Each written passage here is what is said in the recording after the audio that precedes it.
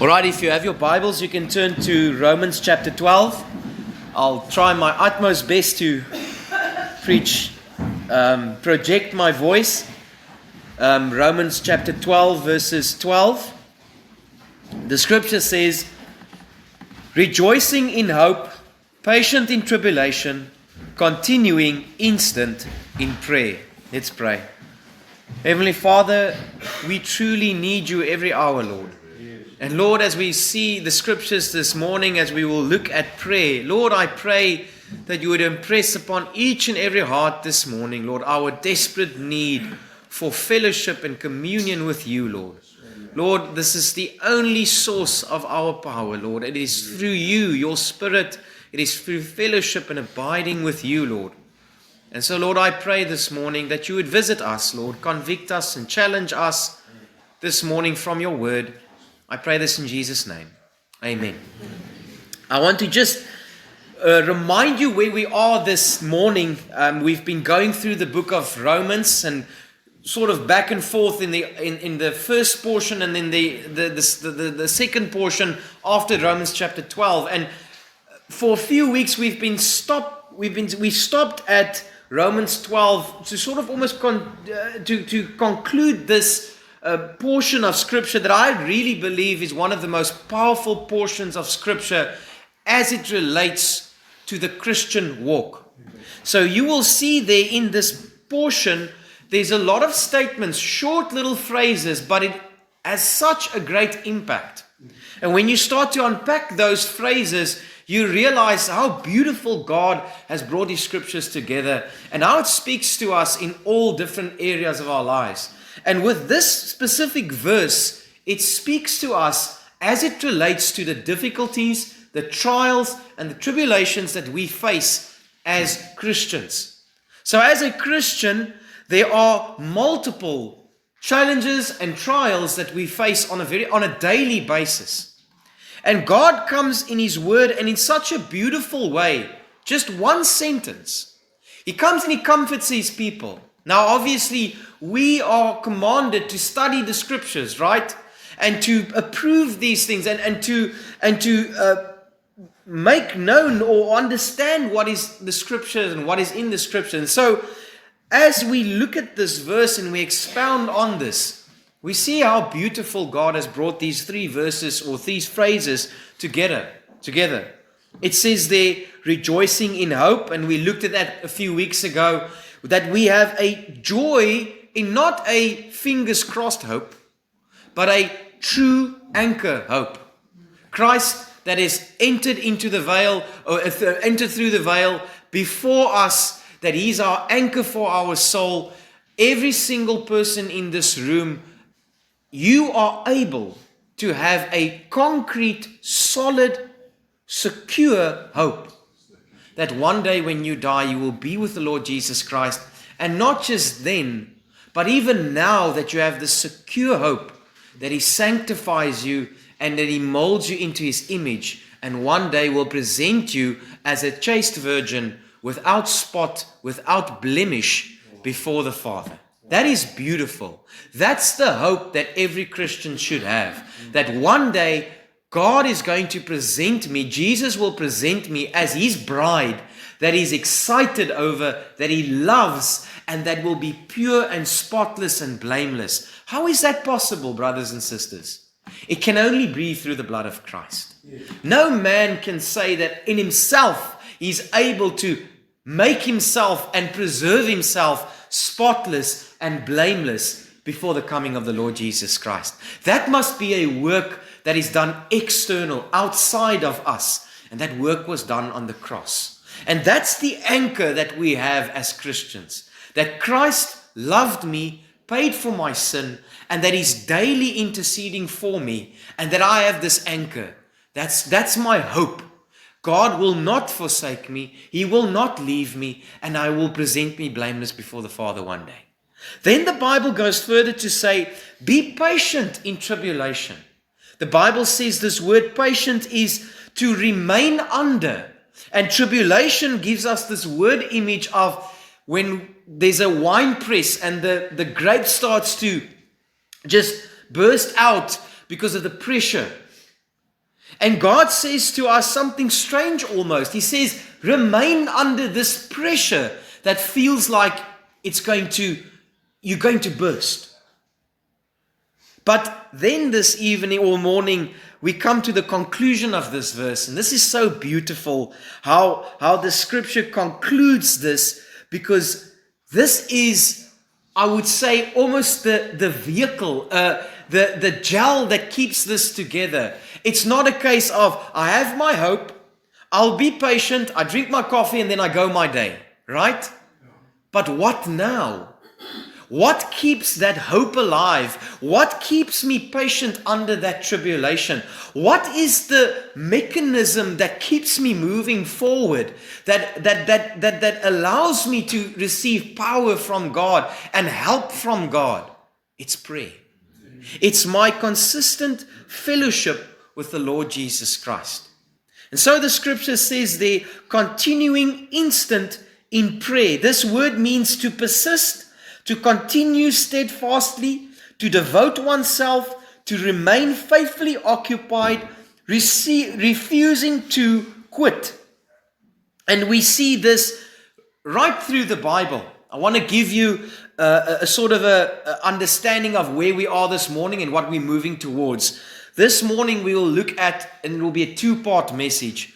We'll focus on prayer and allow me, excuse me for taking something that has already now been narrowed down, and now I narrow it down even more. And I take one phrase and make that 2 sermons. But I can't stress the importance of prayer. And I have an opportunity now. I'm there in the scriptures, and the Lord has allowed us to be here. And I truly pray that for the next 2 weeks, you will see the value, the beauty, the importance of prayer in your life.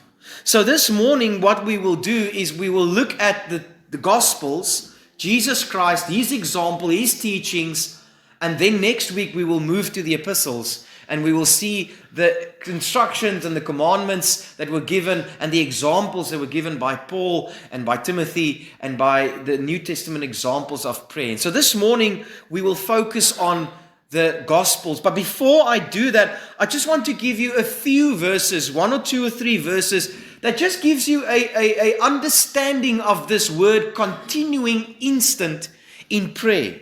In Luke 18 verses 1, the scripture says, men ought always to pray and not to faint. I will explain that a little bit further when we get to this portion. But men ought always to pray, and that word to faint, not to grow weary, not to lose heart in prayer. In Acts 2 verses 42, we see that the example of the New Testament church that was started, and one of the first things that they seen that is important as a lifeline, a lifeblood of their success, of their union with Christ, of the work that was done in that New Testament church was this. They continued steadfastly in prayer. They had a consistent commitment to prayer. When they were moving from house to house and having fellowship, one of the things that kept those fellowships together, that really was the heart of those fellowships, was prayer. Prayer was the start. Prayer was the heart. Prayer was the glue. The preaching and everything else that I would consider this morning when I preach. Yes, there's an element of devotion. Yes, there's an element of worship. But I would consider this more a work than I would consider my private devotion and prayer life with God. I would say that listening to the sermon is a form of worship, yes, and it's a form of devotion. But there's nothing greater than coming together and praying. Praying. I'm so excited about prayer as I've been doing this study. I read a book on it, and I just realized once again, and I asked the Lord, forgive me. Forgive me for I see things in my life. I see things that I have slacked on. I said, God, help me.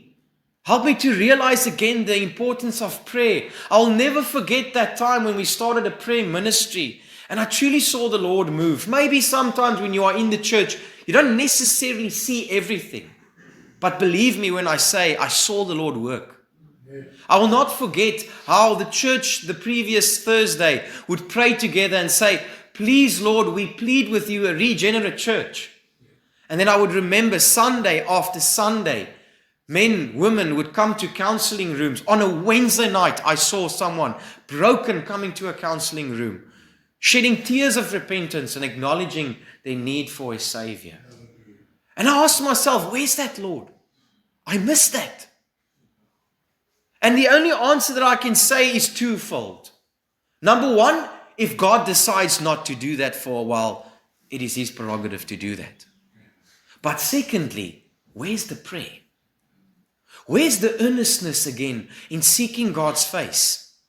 I remember sitting in that chair while the church was praying, and it so excited me to pray. And I would say, God, save one soul. And then after the church, one soul will come. And I see God in such an alive way. He becomes so real to you. Not that He should not be real, but when you see Him answer prayer, you see God alive and working in your life.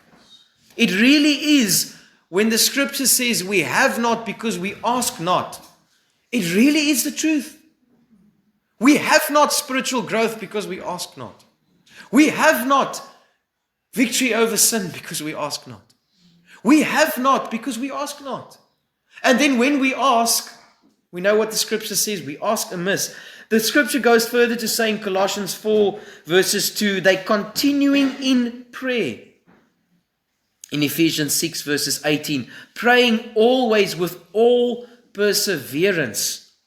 In 1 Thessalonians 5 verses 17, pray without ceasing. In the scriptures we see this continuation, this commitment, without fail, consistently seeking the face of God. Now we're going to look at Jesus this morning. And we're going to look at His example. And I pray that it will be an encouragement to you. It was so amazing to see when the disciples saw Jesus pray. That's the only time we see them go to Him and say, teach us. They didn't say, Lord, teach us to do these miracles. Lord, teach us to preach like you preached. And no doubt no one preached like Jesus. After the Sermon on the Mount, after many other sermons, they said, no man teaches like this. The authority that He preaches with, right? And wouldn't you think that the disciples would say, teach me, Lord, to preach with such authority? But they saw Him in His private room and they saw Him praying. And they said, Lord, teach us to pray. Teach me to pray. Was Spurgeon that said, I'd rather teach a man to pray 5 words than to preach 1,000 sermons. And it's so true. You can preach 1,000 sermons, but there's nothing like 5 sincere words called out to God. Lord, help my unbelief. Lord, be merciful to me, a sinner. It's going to happen again. I will never forget that day when I preached and I said, then the lights came on and then the lights came on. But let's look at Jesus' example this morning. We see Him praying early in the morning. We see Him pray alone. We see Him pray before major decisions. We see Him pray before miracles. We see Him pray on the cross. We see Him pray before the cross. We see a sinless God of the universe consistently having fellowship and union with the Father. And I was thinking about that. I was asking myself, if you go into it, if you really look at the practical side of it, there is an element of faith of even having to understand why Jesus is praying. Because if you understand that He's God and He spends a whole night praying before He chooses His disciples, why does He do that? He knows who the 12 disciples are. The scripture says, I have chosen you, you have not chosen me. Why does He spend an whole night in prayer? For one, I can say, to give us an example. Secondly, to show us the incredible devotion and union and fellowship that He has with the Father. With all decisions that He's made. And if it is so that Jesus Christ, that is God in the flesh, has to spend a whole night praying to choose disciples, how much more should we pray? How much more should we pray? If the perfect sinless man is in such dependence upon the Father, How much more was we be in dependence to the Father? We see Christ speaking about the Lord's Prayer. He says, ask, seek, and knock. We see him praying, believing. We see him praying in faith. We see him praying, forgiving others. We see him pray in his name. We see him pray privately. We see him pray persistently. And we see him pray humbly. I pray this morning and next week that we will really be an impression upon our hearts to go back to our closet, to spend time with the Lord Jesus Christ, to truly experience that peace and joy that we so often forfeit. And I was listening to that hymn and it just made so much more sense after preparing and reading last night and listening to or just seeing the scriptures where it speaks about you ask, you do not have because you ask not. Maybe it is this morning that you don't experience peace and you don't experience joy and you don't experience certain Christian virtues, and maybe it is that there's a lack in an area in your Christian walk or in your daily life, and not just even in spiritual things, in physical things, in needs, in pressing needs. It might be this morning that the only reason why you lack them is because you are not asking for it. It's because you are not seeking the face of the Father and asking him sincerely that he has promised he will answer to. And the Father gives us so many examples that I'm not like the ungodly fathers, and even they will answer. I'm not like the unjust ruler, that even the unjust ruler, when the widow comes and begs, and then the unjust ruler answers because of the importunity, right? I'm not like them, but I will answer if my elect calls out day and night and cries out to me. And then even we see after his earthly ministry. Who wants to take a guess what Jesus is doing right now? He's praying. But here's where it becomes convicting. This is what's going to cause you to shed a tear. He's praying for you. That prayerless day you had, he prayed the whole day for you. He even prayed because of you not praying. What presents you? What saves you to the uttermost?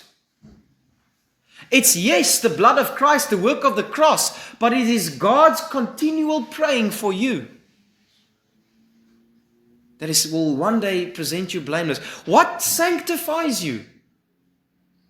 What continues the change in you? It is Jesus Christ's faithful prayers towards you. I'm never more in union with Christ than I do what he daily does. So we see the prayer life of Jesus, and let's look at that this morning. The prayer life of Jesus in Luke 5 verses 16. And I want to draw your attention also on the WhatsApp group. I've sent many scripture verses. I will not cover all of them this morning, but if you want to for your own private study, please, if you are not on our WhatsApp group, come and speak to me afterwards. I'll put you on the WhatsApp group and then you can do a study.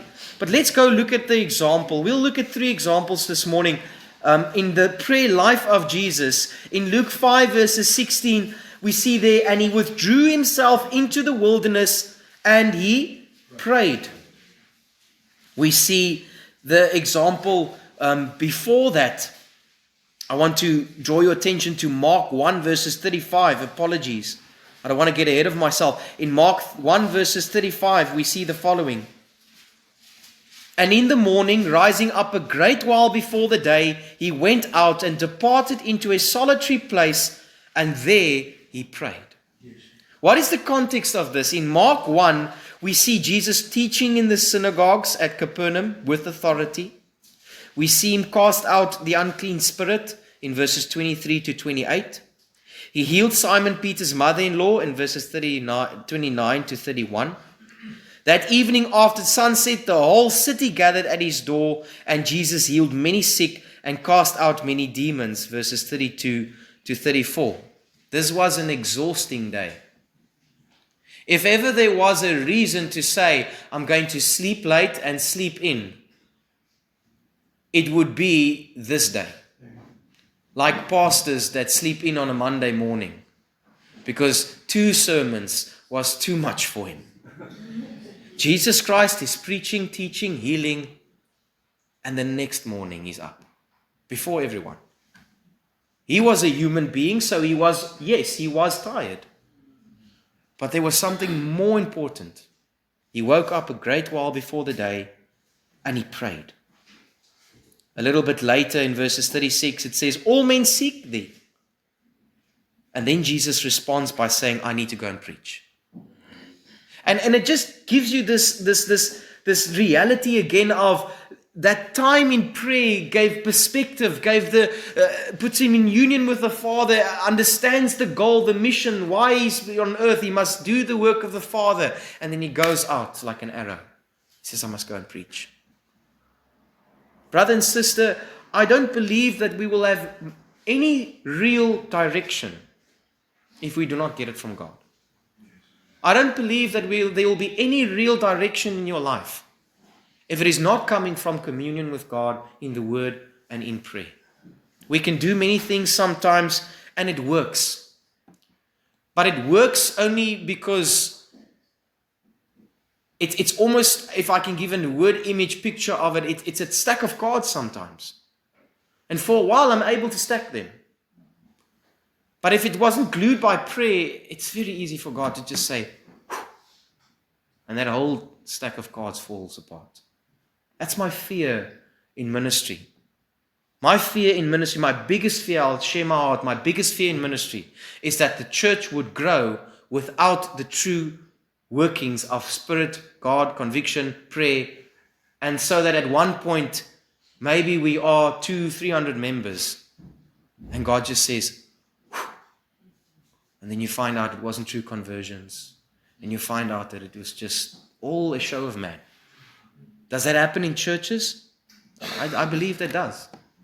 I believe it does. I believe it does. I believe it happens a lot. In Luke 5 verses 16, and he withdrew himself into the wilderness and he prayed. Jesus' popularity was growing. Just before this verse, he healed a man of leprosy. News about him was spreading. Great multitudes came to hear him and to be healed. And instead of allowing this crowd to consume all his time, immediately afterwards he withdrew himself and then he went and prayed. We see in Luke 6 verses 12. In Luke 6 verses 12. And it came to pass in those days, as he went out into a mountain to pray and continued all night before or prayer to God. So, leading up to this passage, Jesus had a confrontation with the Pharisees over the Sabbath. That was in Luke 6 verses 1 to 11.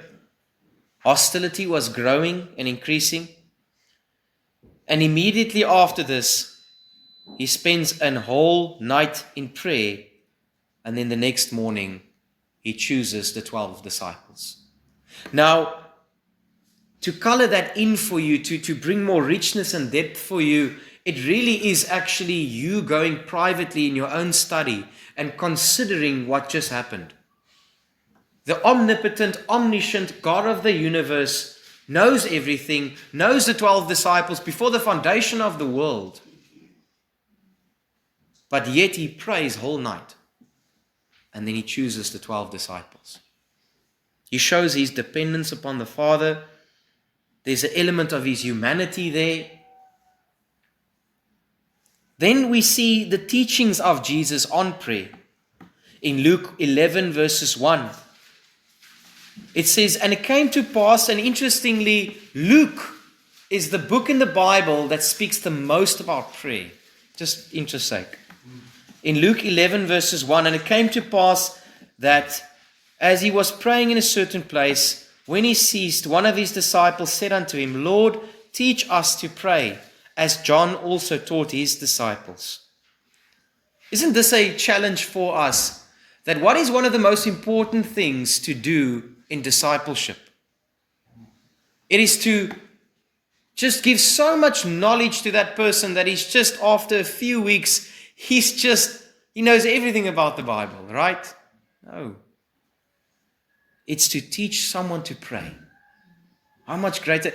What would be more beautiful than after a man comes to Christ, and he comes and visits your house, and you say, let's pray. Let me teach you to pray. Let me teach you to have fellowship and communion with the person that saved you. And this is his desire, is to have fellowship with you. He didn't save you so that you can become extremely knowledgeable about the word, and then just know much more than the world.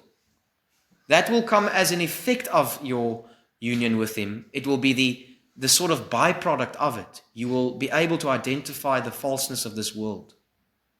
But it starts with that they may have fellowship with me. In John or Matthew 7, verses 7 to 8, it says, "Ask and it shall be given you. Seek and ye shall find. Knock and it shall be opened unto you. For everyone that asks receives, and everyone that seeks finds. And to him that knocketh it shall be opened." Just before this, and this is the Sermon on the Mount, Jesus is teaching that even a ungodly father will answer his children when they seek him. Right? How much more then when God gives us this promise and he says, "Ask and it shall be given, and ye shall find, and knock and it shall be opened unto you." God uses very strong words here. He doesn't say that there's a possibility. He says it shall be open unto you. It shall be given unto you. In John 14 verses 13, "And whatsoever ye shall ask in my name, that I will do, that the Father may be glorified in the Son." When I am in fellowship with God, when I'm in communion with God and I understand his will, then I will start to ask his will. And the Father desires to answer the will of God. You know, sometimes this verse is maybe in verses like this is taken a little bit out of context, where I can just ask what I will and God will give it. But if I am truly in fellowship with God, God is starting to change my will, that it is aligning with his will. And therefore when I pray, he wills to will what he wills. Right? And it's so beautiful when your heart and mind is aligned with God, and as you are asking things that is pertaining to the will of God and you see him answer, how real he becomes. How real he becomes. Brother and sister, I would love for every person in the church to experience some of that experience that I'm so privileged to see as a pastor. When the church is praying for something and I'm able to see how the Lord has answered that. I don't know how I can do that. Maybe just give you more feedback of what God is answering and see. But I would so love for you to see, this is the most privileged position in the world, is to be in the ministry and to be on the front lines of seeing God answer people's prayers and meeting specific needs. There's truly nothing that God is not willing, if it is according to his will, to answer and help you with. I can say testimonies in my life, I can say testimonies of other people, from the salvation of one soul to just praying for a pair of shoes. And God answers. Then we see Christ teaching on the persistence of prayer. In Luke chapter 18 verses 1, he says, "And he spake a parable unto them to this end, that men ought always to pray and not to faint." He then gives an example in Luke 8 of this judge that did not fear God and this widow that kept on nagging him and wanting him to avenge her. And then eventually he comes to verses 6 and he says, "And the Lord said, Hear what the unjust judge says. And shall he not God avenge his own elect, which cry day and night unto him, though he bear long with them? I tell you that he will avenge them speedily. Nevertheless, when the Son of Man cometh, shall he find faith on the earth?" This is so important to see how God takes an example of prayer and links it to faith. Why does he jump from prayer to faith? Because it takes faith to pray. It takes faith to pray.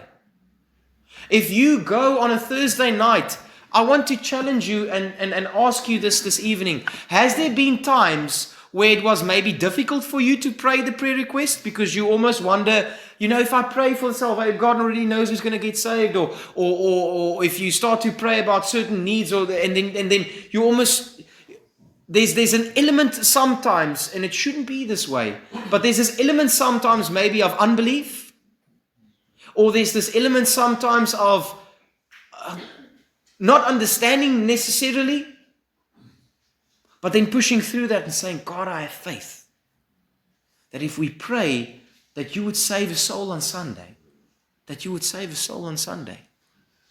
Lord, we have faith that you would increase the people's faith. We have faith that you would truly help the marriages in our church.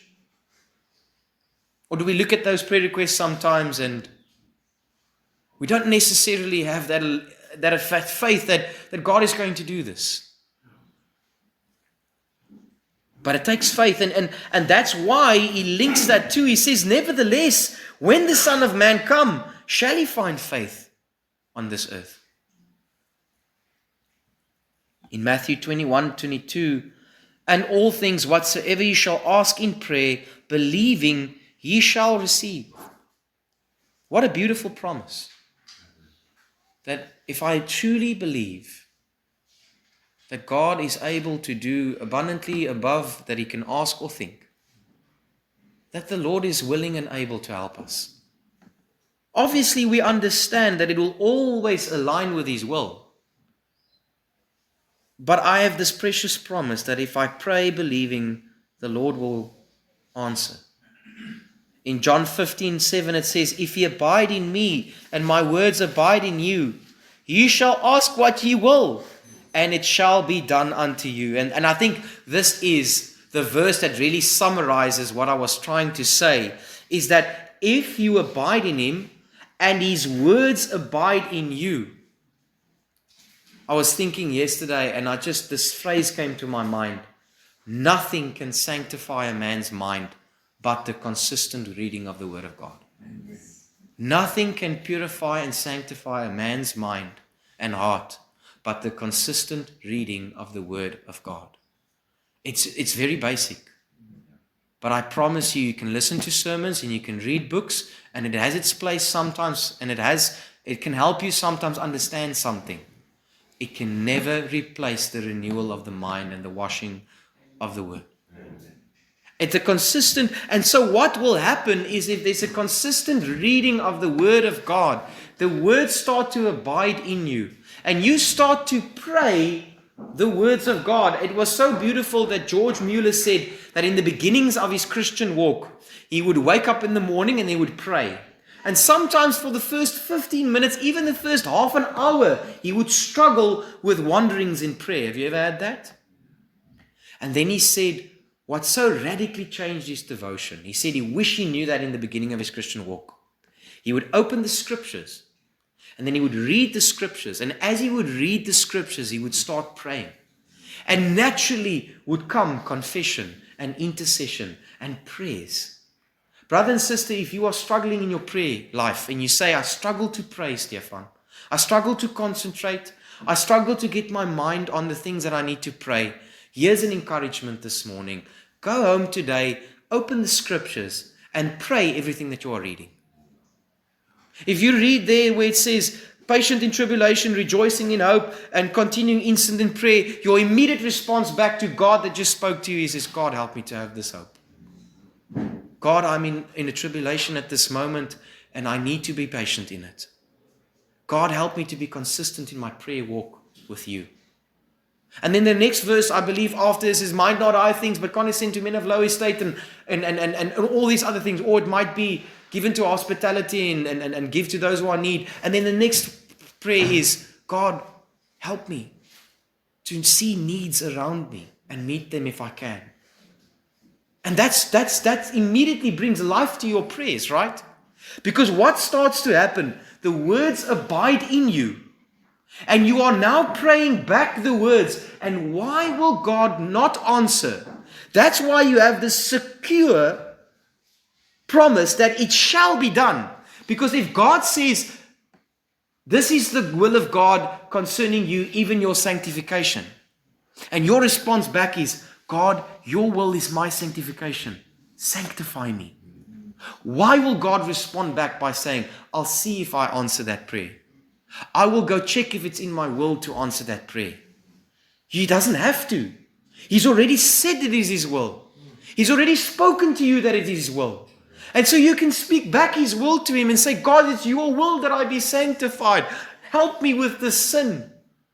Because this sin is hindering my sanctification. And I have that promise. Now I can walk away from that prayer and say, my God has heard me. This is His will. I'm praying according to His word. His word is abiding in me. And I know He will answer. Jesus speaks about spiritual warfare and trials. He says in Matthew 26 verses 41, watch and pray that ye enter not into temptation. The spirit is willing, but the flesh is weak. He's speaking to Peter, James, and John. And He's encouraging them to be mindful that the spirit is willing, but the flesh is weak. And we see what happened. They fell asleep multiple times. Because Jesus, knowing the challenge and the trial that will soon face them, that He will be on the cross, and that Peter will deny Him, and that the men will scatter and run away. And He knew the tremendous persecution that will come. He says, watch and pray. In Luke 22 verses 31 to 32. What a beautiful verse. And the Lord said, Simon, Simon, behold, Satan has desired to have you, that he may sift you as wheat. But I have prayed for thee, that thy faith fail not. And when thou art converted, strengthen thy brethren. Allow me to say this. The reason why Peter's faith failed not is not because Peter's faith failed not. The reason why Peter's faith failed not is because Jesus prayed that his faith will fade not. And that's why his faith failed not. But your response will be, but it did. He denied the Lord 3 times. But I will respond back to you by saying he repented. And he found forgiveness from God because God prayed for him. Won't we look at this example of Jesus and say, Lord, make me this way? Let me pray for brothers and sisters. Let me follow your example, that you are so concerned with another man's faith, that you are so concerned with another man's walk with God. In Mark 9 verses 29 he says, and he said unto them, this kind come forth by nothing but prayer and fasting.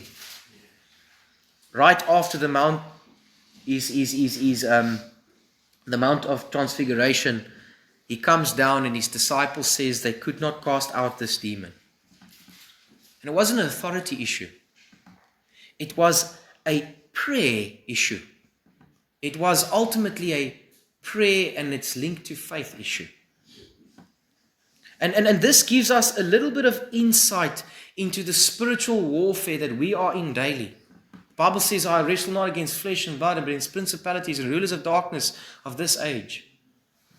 And all kinds of spiritual wickedness that are around us. How would it be effective if a Christian is in an absolute warfare, but he's not using the weapons of this warfare? He's not praying. He's a prayerless soul. I know one man said, I don't know who it was, but the prayerless soul is a Christless soul. The prayerless soul is a Christless soul. Brothers and sisters, with all the challenges that go around you, with all the difficulties, with brothers and sisters that are unsaved, with children that need to grow up into this world and be shot out as arrows, with so many challenges and burdens that are around you, with a God that desires fellowship with you, how is it possible that we do not pray, that we do not seek fellowship with God? Jesus gives us this example in his intercession now. He started with giving us a glimpse, and this is so beautiful. Look at what Jesus does as he's on his way to the cross and as he's going to start his intercessory ministry. He gives us a glimpse of what this must look like, and then he starts his ministry. So in John 17, we see this beautiful prayer of how he intercedes. And then he says this in 20 verses 20 to 21. Neither pray I for these alone, but for them also which shall believe on me through their word, that they all may be one, as thou, Father, art in me, and I in thee, that they also may be one in us. So as Jesus goes to the cross, as he's going to end his earthly ministry, he gives us a glimpse of what it will look like when he intercedes for us. And what is one of his main concerns? Lord, for those that believe, let them be one, as we are one. Let there be unity. Let there be fellowship. He then goes further in Hebrews 7 verses 25. Wherefore he is able to save them to the uttermost that come unto God by him, seeing he ever liveth to make intercessions for them. So let's break this verse apart and let's see what the cause and the effect is. Let's see. The Bible says, I am able to save you to the uttermost, to the end. My salvation is a justification at the moment of your belief. It is a sanctification as I sanctify you. And then on Judgment Day, it's a glorification where you will be like me and be with me for all eternity, right? And we know that the cross is the reason for that. But maybe something that is not so well taught is that, you know what is also part of the reason why that can happen is because Jesus says that I am able to save you to the uttermost because I ever live to make intercession for you. Brother and sister, it's maybe easier to ignore a Christ that died 2,000 years ago. But it's very difficult to ignore a Christ that is currently today praying for you. It's very difficult to ignore fellowship with someone that at this moment is desiring and praying for your fellowship with him. Imagine this. Imagine this. Imagine you had to walk to your office and you saw in a private room somewhere, Jesus Christ is on his knees and he's praying these words, God, I pray that CJ will have fellowship with me like I have fellowship with you. And that day, I don't want to use Uncle CJ again, Pete had no fellowship with God. But imagine if Pete had the opportunity to see how Jesus is praying. May he have fellowship with me. May he know me. And you walk past and you see a glimpse of Jesus praying for you and you say, oh God, how is it that I don't have fellowship with you? If this is what you are praying for me every day. Romans 8 verses 34, who is he that condemneth? It is Christ that died, yea rather that he has risen again, who is even at the right hand of God, who also makes intercessions for us. Why is it that Satan cannot condemn you? Why is it that Satan cannot throw a dart at you and accuse you anymore?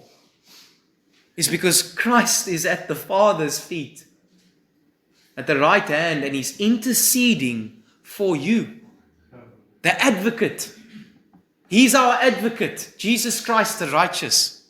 If we confess our sins, he is faithful and just to forgive us our sins and to cleanse us of all unrighteousness. He ever lives to make intercession for you. Jesus on a daily basis is interceding for you. That's why the scriptures can say, who is he that condemns?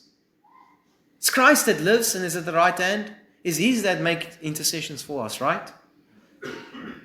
And the challenge that we can get from that example is, God, if this is who you are, if this is your nature, if I become more like you by doing this, then this, God, should be the desire of my life.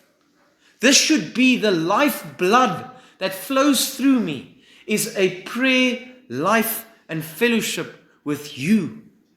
I want to say this morning. It could very well be that the biggest reason why there is very little rejoicing in hope, why there is very little patience in tribulation, it could very well be because there's no prayer that is consistent and continual. And I want to encourage you this evening or this morning, I want you to leave with hope this morning. That even if you feel guilty, and even if you feel condemned, or even if you feel this morning that, oh God, how is it? How is it that I've neglected you so? Here's something that will blow your mind. God, Jesus, prayed about that already. Jesus is willing and ready to forgive you because He's the one interceding for even that which we'll confess this morning. And so there's no reason for condemnation when you walk out. You can say, oh God, forgive me. You can even cry. But it isn't tears of condemnation. It isn't tears of, oh God, what's going to happen to me? It's tears of shame and joy mixed together. Oh God, you are so good that you pray for me, that you forgive me, that you desire fellowship with me, that you desire me above all. You desire me then more than you desire my works. You desire me before you desire my preaching. You desire me before you desire me coming to church and doing something for grace. You desire me. You desire fellowship with me. You save me so that you can be with me and I with Him. And so it is this morning that I pray that we would realize this fellowship that is available to us. This beautiful fellowship that God has made available through His Son, Jesus Christ. And He's calling you to it. He's calling you to this abundant life. He's calling you to His table. He's saying to you, come and dine with me, sup with me. I will have fellowship with you. I will bring peace and joy to your heart. You will ask for joy that you will ask in. The Bible says your joy might be full. And that's the only way that you will have joy.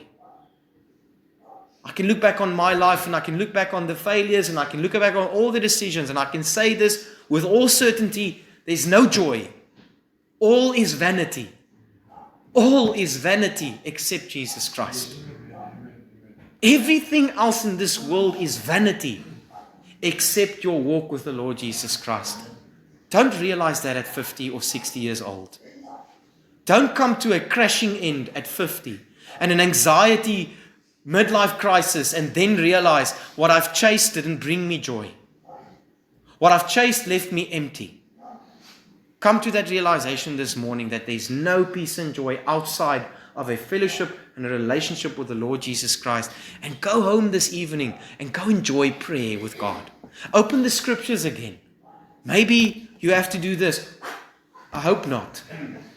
But open the scriptures again. And read what it says and pray and speak back to God. And say, God, thank you for your Son. Thank you for fellowship with you. Let's pray. Heavenly Father, we love you, Lord, and we thank you for this morning, Lord. I thank you, Lord, for each and every person that is here. And Lord, I pray that you would stir our hearts this morning to have fellowship with you, Lord. To speak to you, to pray to you, Lord. To have communion with you, Lord. Lord, the only true God that has made himself and then shown himself to man, Lord. That has revealed himself to man, Lord, that has showed his love to man. And Lord, that is interceding for us. I want to pray this morning, Lord, if there's someone here that is not saved, Lord. Maybe someone is under conviction this morning. They know they don't have a relationship with you, Lord. Lord, they are convicted this morning because there is no true living relationship with you. It is dead, it is empty. And there's a hole. There's a desire that cannot be filled, Lord. There's a deep desire that is consistently empty because nothing in this world fills it. I pray, Lord, this morning that they would realize that without Christ, they are nothing. Without biblical salvation and those that worship you, worship in spirit and in truth, Lord, without the Spirit that made us alive, Lord, they are dead before you. And I pray that the Spirit would make alive. Please visit us at 10 Van Plettenberg Street, or call us on 060 970 6744. May the Lord lift up his countenance upon you and give you peace.